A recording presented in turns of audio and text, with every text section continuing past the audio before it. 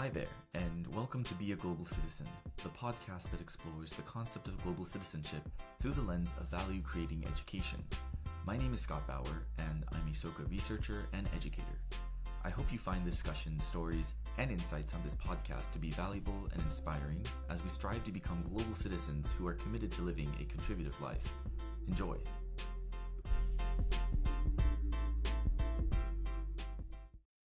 Hi, I'm Alexis Redding. I'm a faculty member at the Harvard Graduate School of Education, where I teach our courses in college student development and student affairs for folks who are in the higher education program. Hi, Alexis. Thank you so much for joining me on the podcast. I'm really excited to have you, and I just really appreciate all you do for Hugsy. You quite famous on campus. I remember I say that because when I started my program, we got to have a wonderful campus tour with you. You got to show us around, and we were all so amazed by your knowledge of the campus, and also just knowing a little bit more about your own background. Sounds like you have been at Harvard for, a little while. I would say you're quite, well acquainted with the place.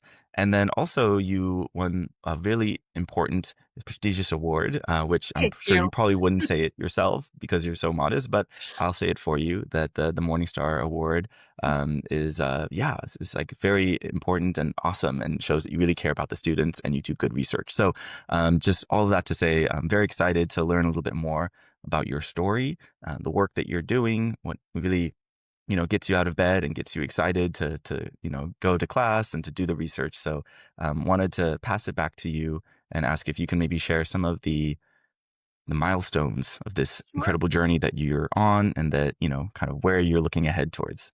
Sure. Well, first, thank you for that lovely introduction. It's wonderful to be able to welcome our OEL, our online education leadership students, with an in-person campus tour, which I curated specifically for folks to have the opportunity to get to know what it is like to be in and around Harvard.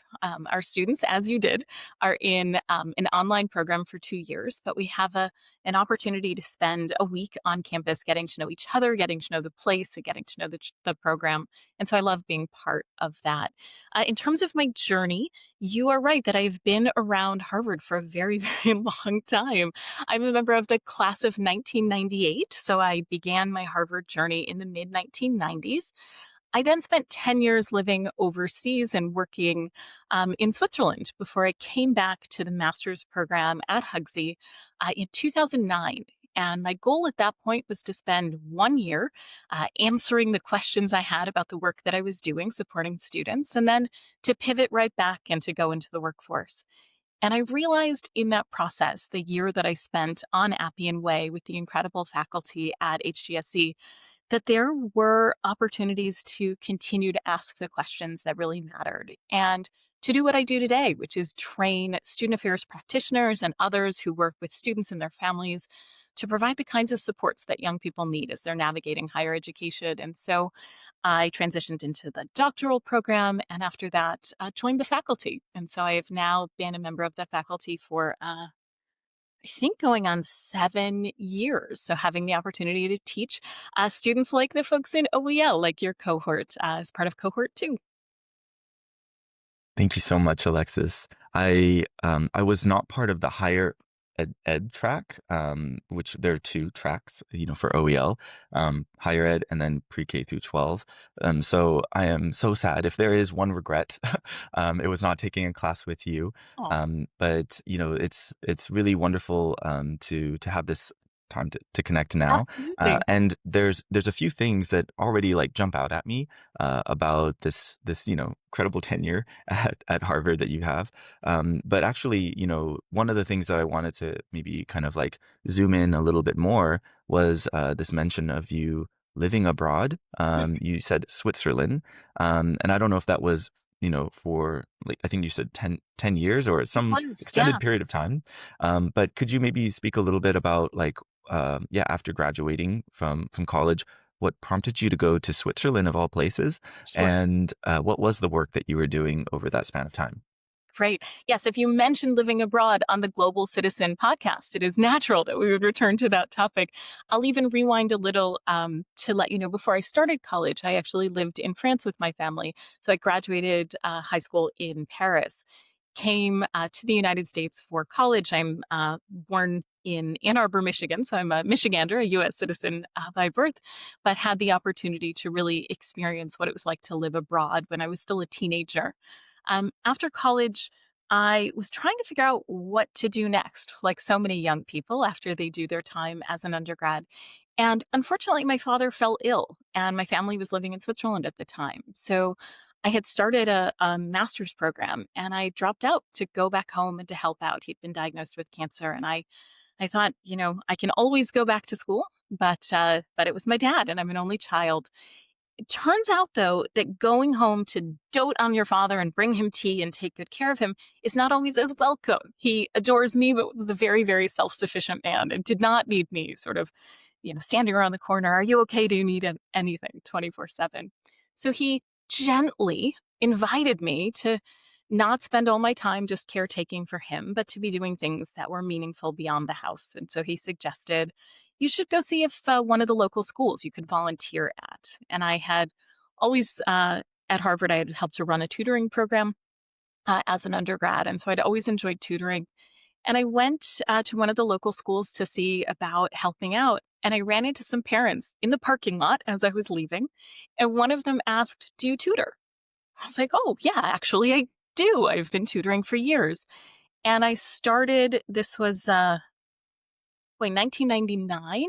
I started going out. I had a purple backpack, packed with a couple of books and notebooks and, other teaching materials. And I would take the train to people's homes.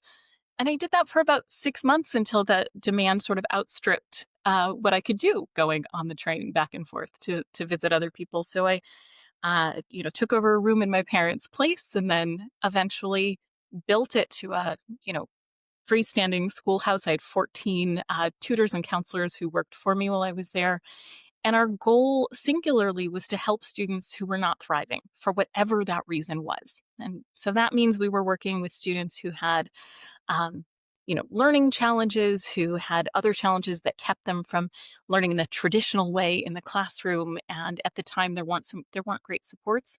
But we also had students who just moved a lot and so weren't familiar with the school system and they needed some extra scaffolding. Students who were multilingual and so were learning in English for the first time.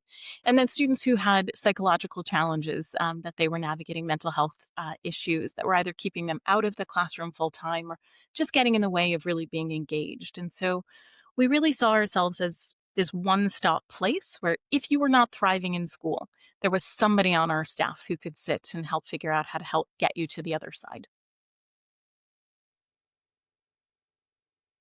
Well, that's incredible. Sounds like you were like a businesswoman as well, right? In terms of managing, An accidental managing entrepreneur. 14, tutors. And it's great that you were able to, it just sounded like you seemingly fell into it from that chance encounter in the parking lot. But really, when you connect the dots, you're like, actually, this was something that you, uh, I don't know. It just kind of like it was like meant to be, right? And like supporting students, and really then thinking about the various ways in which they learn, the different supports and like kind of like the supports that they need to Yeah, thrive is something really important.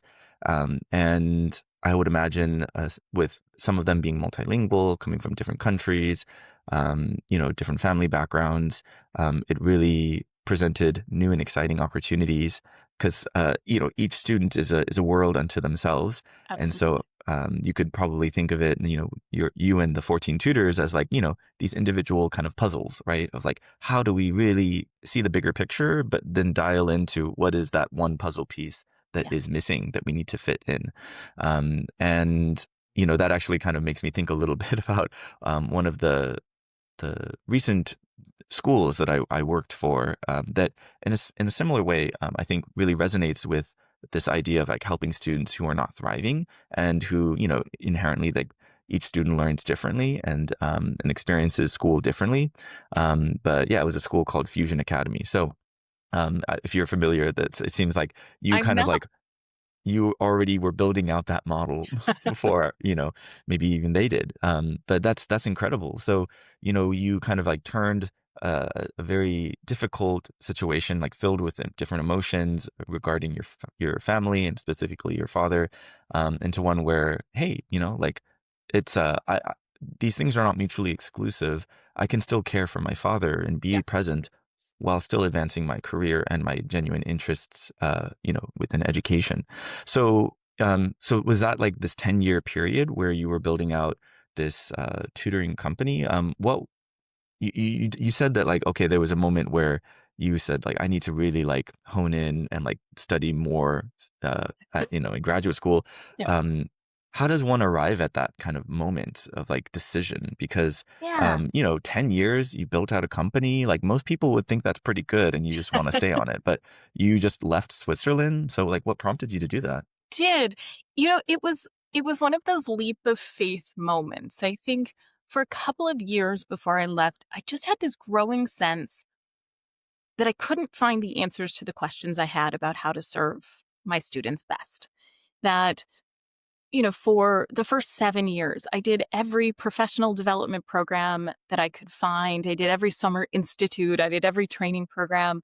I did an online certificate program through UCLA. I was always looking to sort of hone my skills and make sure that I understood what my students were experiencing and how to meet their needs. And I was doing a lot of college guidance at that point, working with students who, because they had struggled in school, were having a harder time figuring out, is college right for me? What is the right path if I do decide to go to college? Um, and what I had found, sort of working across the breadth of who our students were and growing that part of the business, is that I was having this incredible opportunity. I mean, it is literally a gift to sit with a young person and to carve out the space to ask, what is it that you think you might want to do with your life? What are the different visions that you have for the future? And to be the one person in their life who has no stake in the game, who's just holding space for that conversation to happen. And then to help them figure out, okay, if those are the goals, how do we explore them? How do we make that happen? And so I would get to do that time and again. And I would watch my students who had built such resilience through their tutoring and through the work we had done and through their schooling go off to college. And then they would come back to visit in my office. Sometimes it was that first visit home, sometimes it was the end of the first year. And they would sort of settle back into my office, into this place that they had felt seen and known and validated, where they really mattered. And they would come in first, like bubbling over with enthusiasm to tell me, here's what is great since I saw you last. Here's what's good about college. And that would last for like 2 minutes. And then the facade would sort of drop. Like all of those things were true. There were lots of positives. But the things they weren't saying to other people is that it was harder than they thought. It was lonelier than they thought. They felt really isolated and they felt like they were doing it wrong. And as I watched that happen, student after student, I realized there was something happening in that transition piece, getting from high school into college, where there was some need that wasn't being met. There was no reason all of these students should feel that they are uniquely alone in a struggle that I could see they were all having. And I was sort of able to change the conversation in how I prepared them for college on a one-on-one basis. And I started to see that get better. But once I recognized that that was a universal pattern and started talking to colleagues around the globe about their students transitioning into college, I wanted to know what we could do better, either in the college guidance process or in the onboarding to college and the orientation and student life piece. And nobody was asking that question. And it just started keeping me up at night. Like I couldn't continue to only solve this at a one-on-one level because it was a much bigger problem and it was much more important that somebody address it. And I felt like I had this unique vantage point on what wasn't working. So I thought I'd come for my 1-year master's, I would answer all those questions. But nobody was asking the exact question. Everybody was either living in the K-12 college counseling space or in the higher ed space and not sort of seeing that those were the same students bridging this space. Sometimes only, 2.5 months difference between who the person was who graduated high school and who the person was who was starting college. And I sort of felt called to answer those questions. And, when I look now at what I've been doing since 2009, since I first arrived at HGSE, I now train the people who do the work of either counseling students to get into college or onboarding students to start the college experience. And in my classrooms, those people get to be in conversation with each other, which is really exciting to see that moment of transition, because those are the conversations that we really need to foster. I agree. Those are incredibly important conversations that we need to foster, but also they're, well, maybe not, but and they're incredibly difficult, right? When you were talking about how we hold space for a young person to really think about their future, oftentimes it's rife with anxiety, fear of the unknown, and there's this kind of maybe reflex, like this sense that like, I can only stand that space for so long. I'm sure that, the person there, like, to support them and holding that space is really important so that they can feel that much more comfortable to really engage to the fullest and to really earnestly kind of make sense of like, well, what are the kind of like anchoring points for me? What are a few like action points that I can go after? Maybe I don't have to have everything figured out. Maybe I just need to like kind of have one or two steps that I can go at. But I think that the work of counselors, teachers also for that matter too, but like college counselors, high school counselors, maybe they have a therapist as well. But there's like I imagine like a you know, a team that can really support a young person in making that transition. Now, what also is a struggle, which you're probably familiar with, is that oftentimes at a systematic level, that team is not really there because of, maybe a lack of resources, right? Or in how like the school is set up or the kind of financial means of the family to be able to afford those kinds of like services. It's there's a lot there. And I like how you spoke about your research and the work that you're doing as like a bridging effect. Mhm. Because I find that too often we kind of just like kind of oversimplify and think, oh, if I just kind of handle this, then everything else will be taken care of. Or if I just do my work, I can assume that the other people will know what they're doing. And then it's that like handoff that, potentially could be successful, but oftentimes gets fumbled in the process because, these students are going to different kinds of colleges, or maybe they're not going to college, and Or that's maybe not. that's okay too, right? Another part that I'm really interested in learning more about with this like kind of like transition from high school to college is that I think nowadays the topic of like mental health comes up more and more.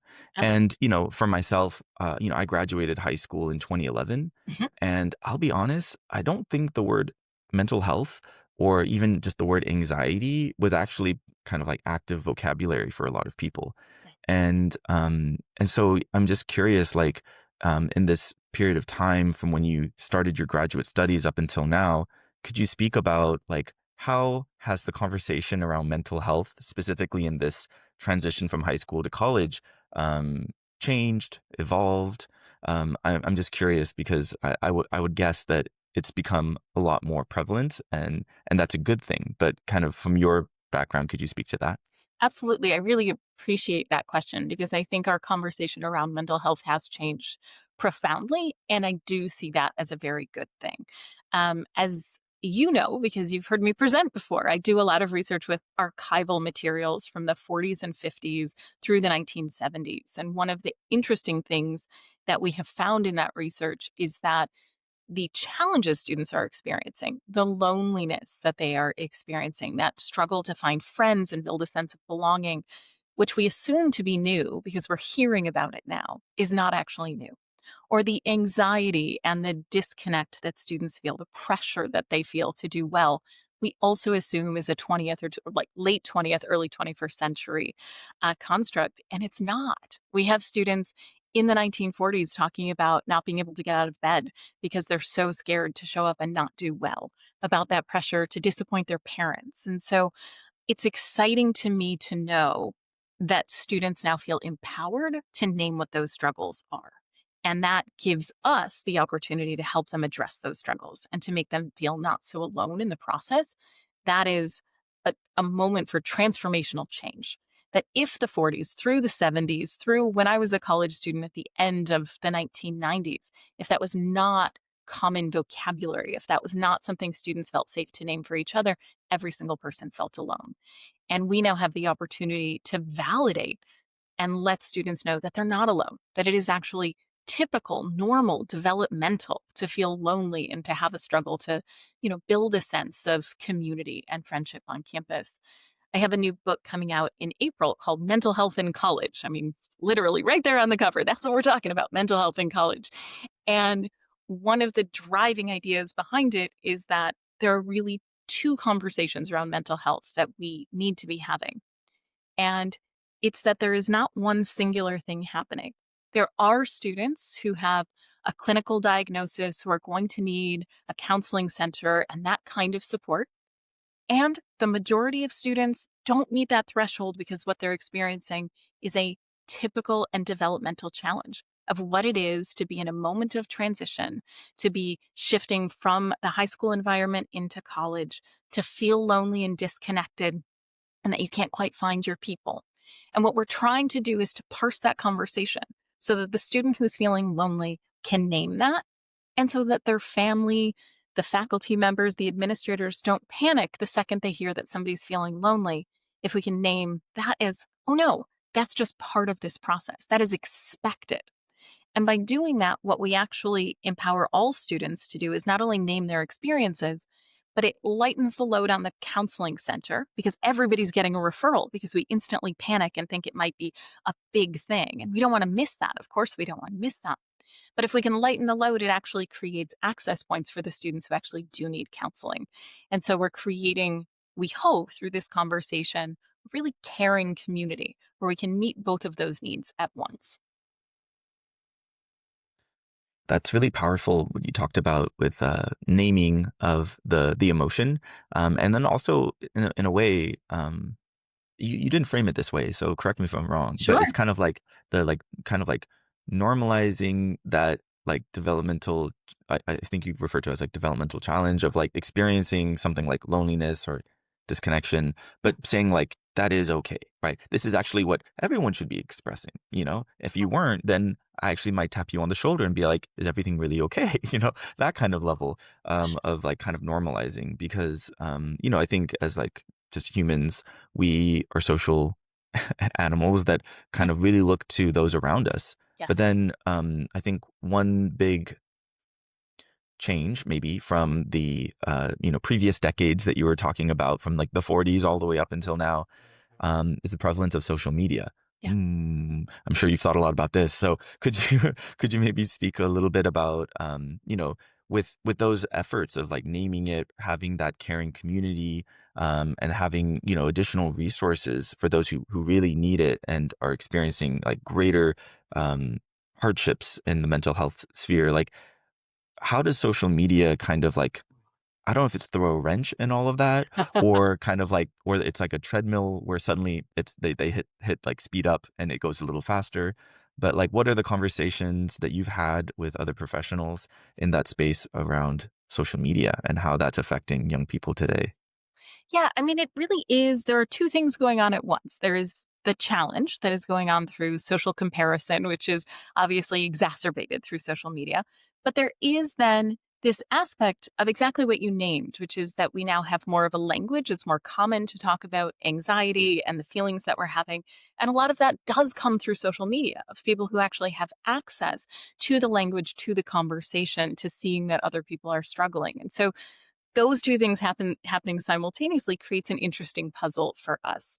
I think more information is better, but we've also moved towards a space where there's a lot of sort of psych speak that is pervasive, where people will say, I am depressed, I feel like I'm dissociating, or terms that they have heard on social media, but they're not actually using them appropriately, which is fine in conversation. The problem is when they walk into the office of the student affairs professional or the counselor who is supposed to help them, who is thinking about those in clinical terms, who hears the student saying, I'm depressed, I'm dissociating, and immediately thinks, oh, this must be a much more severe issue.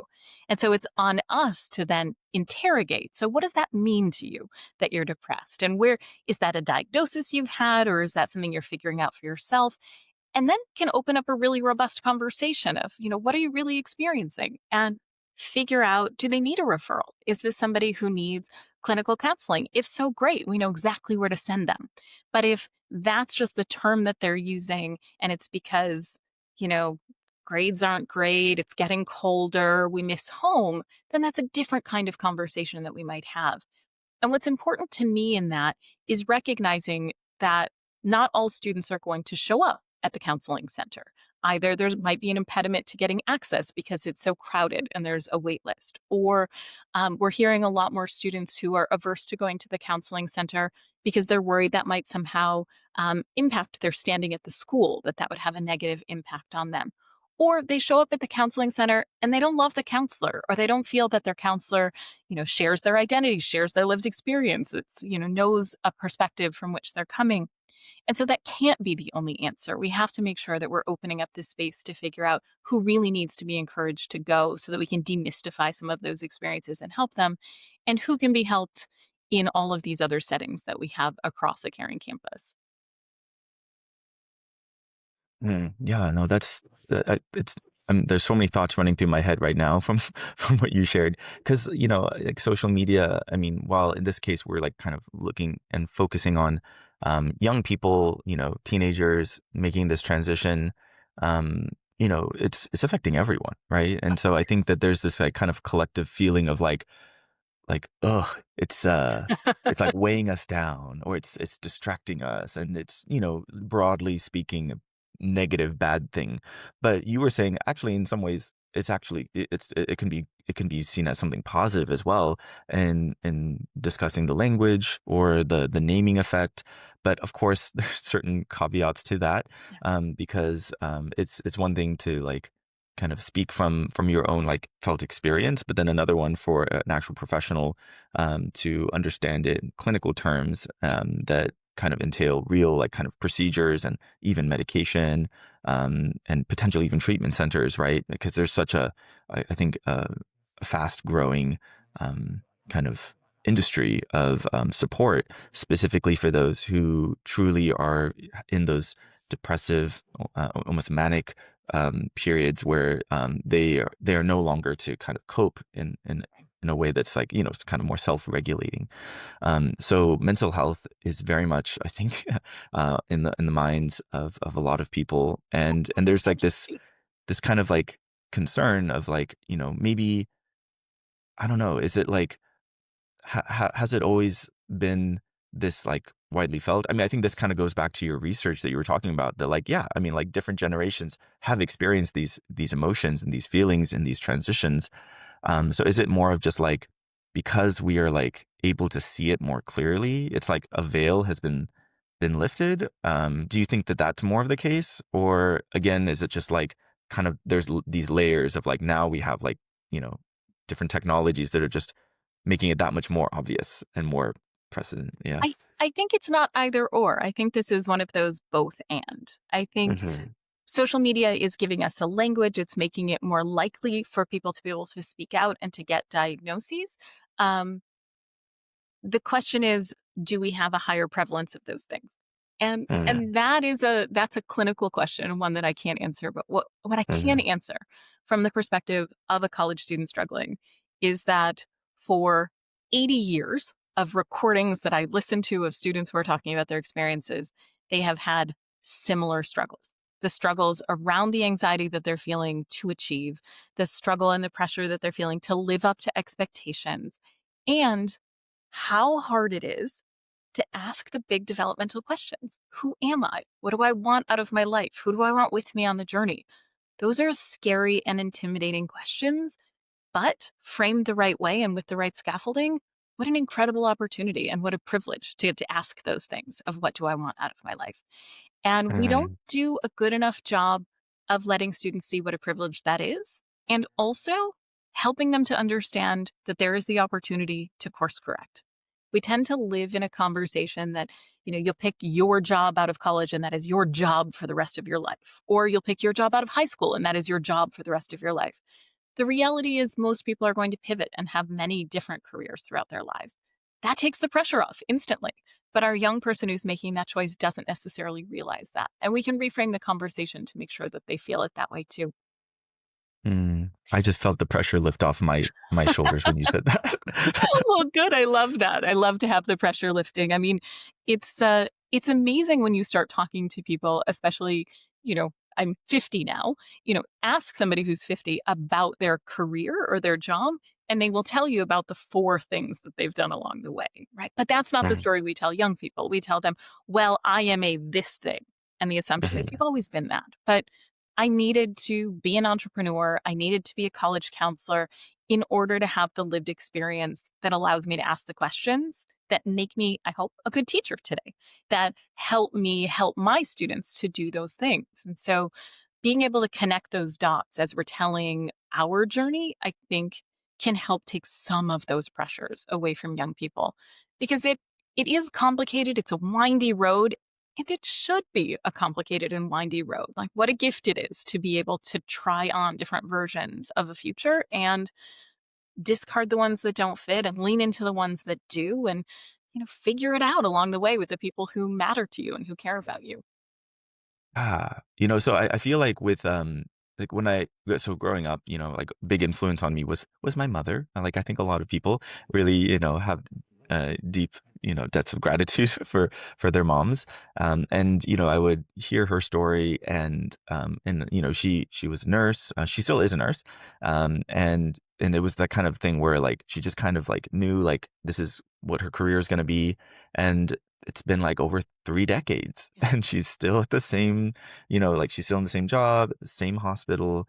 And there's just like that part of me, like when I was growing up, where I just didn't think that would be my reality. And I just felt like, how could you have so much conviction about something like that, right from the get go? And again, that like that angst within me of like, what is my thing?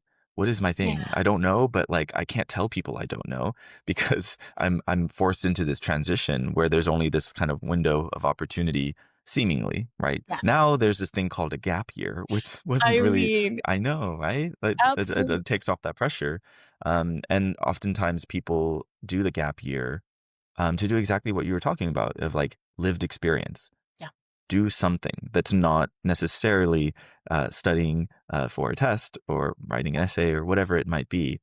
And so I really resonate with what you said about like it's that journey of like the twists and turns Yeah. that we should really enjoy and not so much the destination because we hope to live long, fulfilling lives. Yes. And the more different kind of like twists and like kind of like checkpoints, Yeah. the more we can speak to those experiences from different perspectives and hopefully grow through that. Um, Absolutely. and so this, but like again, like you're talking about this like pivotal moment in a young person's life where they are transitioning from high school to college, and in the context of the United States, that has become almost like the given, right? Of like this is what young people do, so you have to do this, and and it's been like that for I mean I don't know the numbers, but I would say for a fairly long while, like and that's kind of part of the culture, and that's reflected in just the number of universities that are here in the United States. Yeah. This question that I have refers to other countries, global citizenship, but like kind of the bigger perspective of well, there's, all of this research that you're doing, and it's like, it's incredibly nuanced and I would say probably really focused on maybe a specific population, like a kind of sample. Um, have you looked into kind of what that transition looks like in other countries? Because I mean, already I was overwhelmed just trying to make sense of what's happening in the U.S. But I'm sure you probably took like you were curious about what was happening in other places. Has that research started, or is it already being done in other universities? Like, how do you interact with that research? Sure. So my answer to that question actually doesn't come from my work and research. It comes from my lived experience of seeing Mm. how this played out for students in France and how this plays out for students in Switzerland in both of those systems. And one of the reasons that I launched the college guidance part of the business was to help students who had been tracked very, very early into one of the pathways that led to college, in fourth grade or so, the equivalent of being 9 or 10 years old, to decide, do you want to be in the arts? Do you want to be in math? Do you want to be in science? Um, at a far too young age to know exactly what that would look like. And I started getting queries from people who wanted help, who had been tracked into, let's say, math and no longer loved math 6 years down the line, no longer saw a path for themselves. And they wanted to leave Switzerland in particular to go on a different track to study something else. And there really was no internal opportunity to do that. And so what I see when I make this comparison to the transition and to this pressure to make decisions is that's just happening much, much earlier in the process for students who are coming from a system where they have to make that designation early on. Um, but it is the same puzzle. It's the exact same Mm. issue that students are facing. And if I can slip into professor mode for just 1 second, there is this sort of beautiful developmental concept from the psychological literature called self authorship. And it's the process of becoming the author of your own life, which is Mm. something that happens later in the developmental progression. It happens around age 25 is sort of where you have this tipping point where you sort of take the reins and you're the person who's in charge. Until then, the people who love and care about you and the sort of narratives of the culture are the external authorities that tell you what you should do, what you should be. And so it doesn't matter if you are in fourth grade or if you are a junior in college, those pressures, the voices that you're getting from people outside of yourself about what you should do with your life feel really, really overwhelming. And so, wherever we're meeting our students and having a conversation, we need to really be thinking about the fact that our voice as the external authority figure has more weight than we often realize. So, the simple thing that I teach students, and if you've been in BA 709 in my Hugsy class, is that when we are giving advice to young people, we never want to give them a singular piece of advice. We always want to give them two things that might be slightly contradictory. So, my example is if somebody comes to me and they say, I don't know what I should choose, I have to declare my major, what should I do? A well meaning, well intentioned person might say, well, it looks like you're taking a lot of science classes and you sort of light up when you're talking about science, so maybe you should pursue that. And that seems like a good answer. But for my student who's not yet self authoring, they didn't hear a suggestion, they heard a direction. You should pursue science. And so to lighten that and make sure that we're carving out the space for genuine exploration, instead, what we say to them is, well, you seem to be taking a lot of science classes and you light up. So that's one thing you could consider. But I also noticed that every semester you're also taking an art history class and you're sort of gravitating towards that. So have you thought about how your interest in science and the arts might be something? And then instantly that student hasn't been given a direction. They've been given an opportunity to explore. And it's such a simple tweak that we can make that really opens up the door to the kind of exploration we hope that they'll have the opportunity to do. Yeah, I'm thinking of it's like a sampler platter. It's like, Yes. hors d'oeuvres coming by. It's like, hey, would you like the deviled egg or would you like this little vegetable? Exactly, and we Yeah. love to have choices. I think we forget the power that, sometimes our suggestions hold for young people when they're still figuring out, and it's hard to feel uncertain, at any age or stage, and so if somebody has a suggestion for you, it's sort of easy to be like, "Yes, I'll do that." But we don't wanna hand people the map for what they should be. We want to, sit next to them while they read the map and sort of offer, feedback and helping frame the questions. But it Mm. makes a difference. It's such a simple tweak and it does make a difference. Yeah, and I think this applies even with good mentor figures in our life, even past the 25-year, mark where, you kind of want them to tell you what to do. Right? At least I'm speaking for myself. I'm like, "Oh, I'm Yeah. struggling so much. Like, just tell me what I need to do. You're the wise one." But then they refrain from that, right? They'll just kind of, really just help you understand maybe with more clarity, like where you're at. And yeah, like you were saying, give you some options, point in a few different directions, but then ultimately just be like, you got to make the choice. And I think, this idea of, or the concept, right, in the literature around like self-authorship, I was thinking also in terms of like, like you're like an actor on like a stage. So you're the protagonist of this story. And, you really have to like step into those shoes and just, give it your best, give it your best shot. And, like, and it's interesting because you say that it generally, right, starts when you're 25. And I'm thinking like in what you've shared about your story, that meant you were in Switzerland, right? And probably at some point, maybe starting the tutoring business, while grappling still with, like your family's, health challenges and just, but like, I think that and then I think for myself, like 25, I just moved to Brazil and I was starting like a brand new job, and I was just like, there was so much happening all at once, but it felt in a way like exciting because you had chosen to like, stake out that path. And so, I think it makes a lot of sense that, different cultures, or like the different countries with, young people, like they're all experiencing that similar kind of like sense of expectation, that heaviness of like, oh, what decisions do I make? But then maybe the kind of like overall system, like the kind of like Yeah. funnels that we experience might be different, right? In terms of like getting set on one track or another, or being subjected to a certain kind of multitude of tests or classes that they have to do. But inevitably, like there's these broader like developmental stages that we go through, where then we become adults, and that's kind of like that scary, like, oh, like now I have to like make these decisions and make these choices.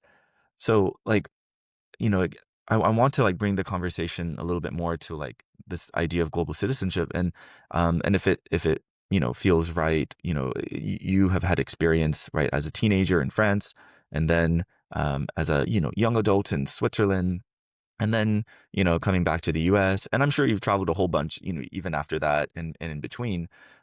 But as you were, kind of becoming more and more immersed within, this research of yours, and really thinking about, high school students transitioning to college, was there any kind of like additional consideration as far as like this idea of being a global citizen, like within this wider context of like, yeah, you'll go on and get a job, but you'll also go on to like make some kind of impact, and everyone's impact will be different.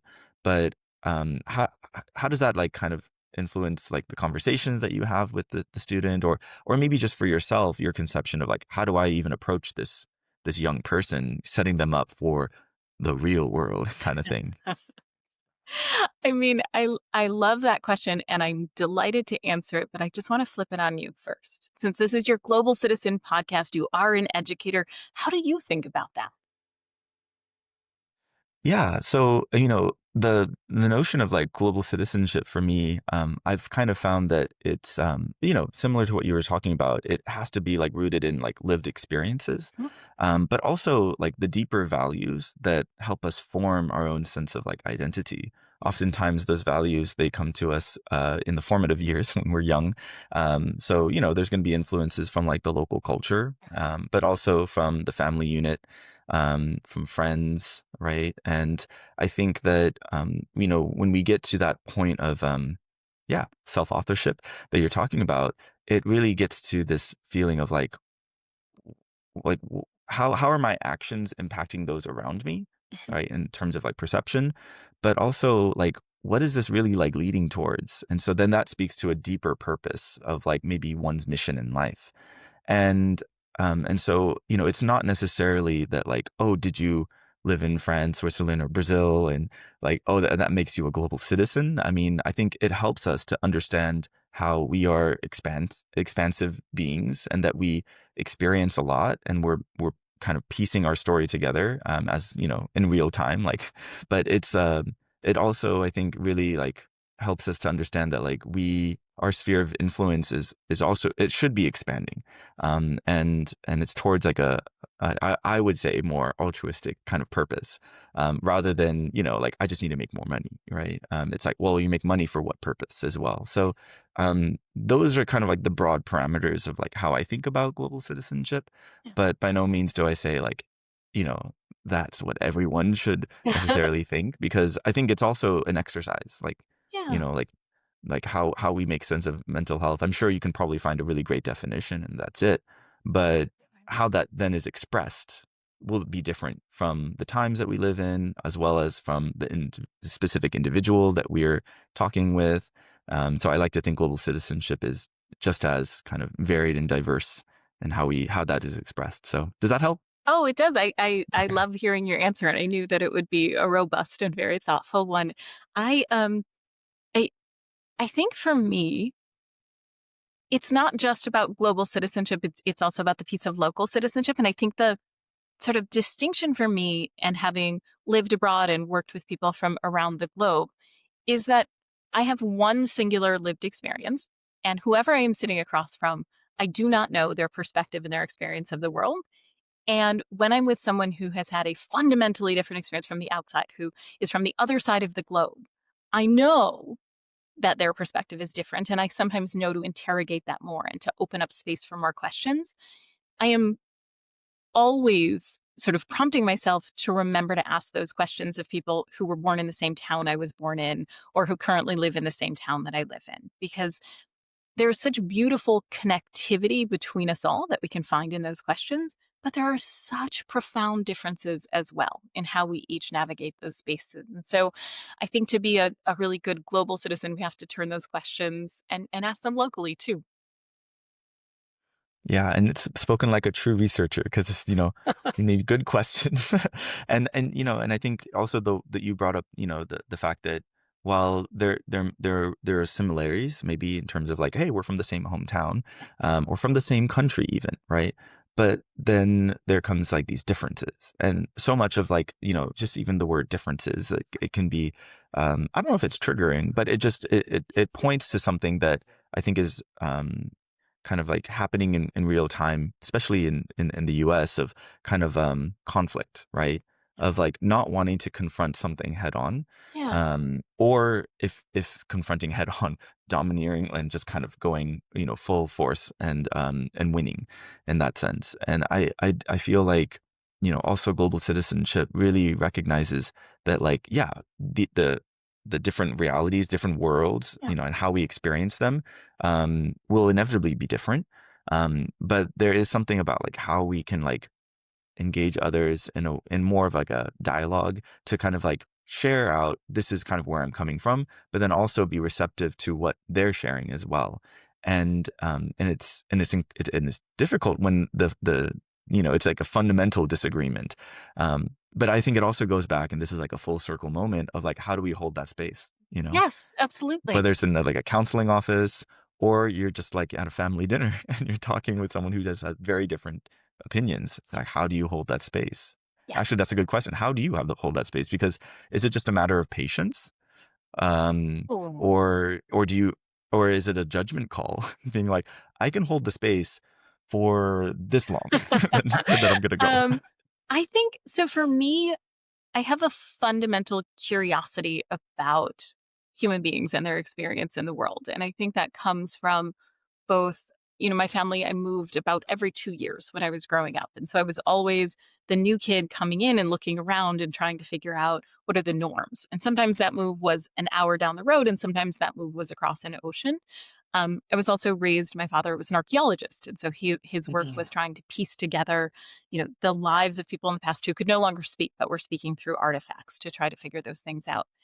And so for me, if I come into a conversation, or I do come into all conversations, eager to learn who the other person is, what excites them, what lights them up, and to find points of connection. And I've never Mm, walked away from an interaction with someone where I wasn't able to find something that we had in common, or something that they said that resonated enough with my lived experience to cause me to think about my world and my perspective in a new and deeper way. And so it's not about holding space until a certain amount of time. It's more just coming into the conversation open to where's that going to go. And I think that one of the things that made my business and the counseling that I did a success is that we don't listen enough to young people. We don't carve out enough space for them to tell us about their experience, about their struggles. We tend to name it and tell them what they're going through.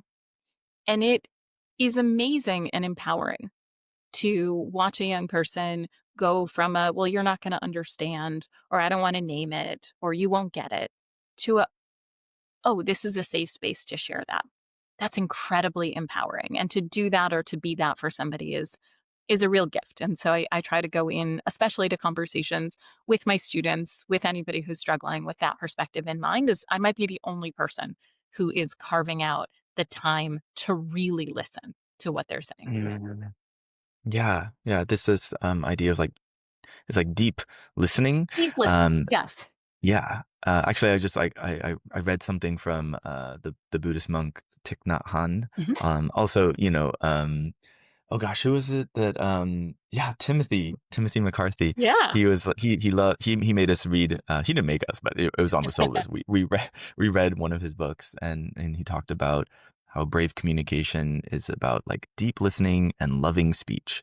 Ooh. And so that's what it sounds like you were doing with your Mhm. the consulting. Was it no, the counseling or the tutoring, like Yeah. just how you approached, these conversations with young people and the need to like really listen to them. Mhm. But I think the deep listening entails this curiosity of like really like trying to find the common ground, and believing that like there is something that can kind of bridge maybe the gap between us, right? And so I Yes. find that a lot of people don't make that effort because it takes effort. I mean, it takes a lot of energy to do that. um, Yeah. People just kind of want to like make a guess of like that's who you are, and then they just move on. I think it was more about like me just talking about like the idea of like deep listening and just feeling like it takes a lot of effort to make that work and to have it register in the other person. So I think that's a great response and answer to my question of like how do we hold that space. This is kind of the work that is required, and it's, especially as educators, counselors, therapists, that's that's where we need to kind of operate from, like a place of deep, compassion, curiosity, love. I don't know, but not in the romantic sense, but just Yeah. in this sense Absolutely. of like, like deeper human connection and like belief in their potential and their future. And so with that, I feel like this has been such an incredible conversation that has taken us all around the world, as well as, from generation to generation to generation.